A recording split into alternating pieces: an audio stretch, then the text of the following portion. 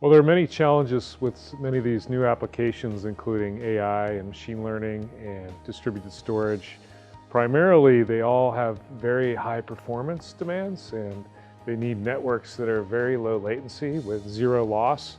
And often this comes down to requiring very sophisticated interconnection technologies in the fabric that's supplying the network for these applications. Dynamic latency is definitely an issue in today's networks, especially the ones that have to scale to support high demand applications like AI and machine learning.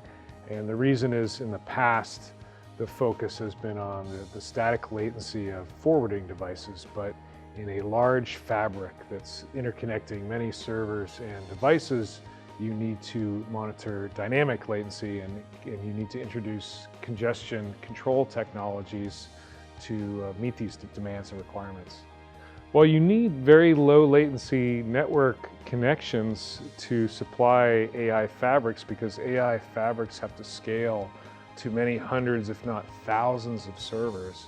And if you have thousands of servers trying to process AI and machine learning at the same time, they have to be able to connect with each other with very low latency and zero packet loss.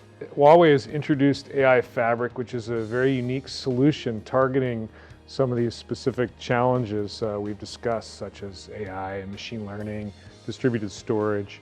And it's unique because it combines several different technologies. It combines something called RDMA over Ethernet, which increases the performance of Ethernet while maintaining its standardization so that it can be compliant with other Ethernet servers and networks. But it also introduces ways to manage and tune congestion control, which, as we've discussed, is very important for managing the dynamic latency in these large AI fabrics.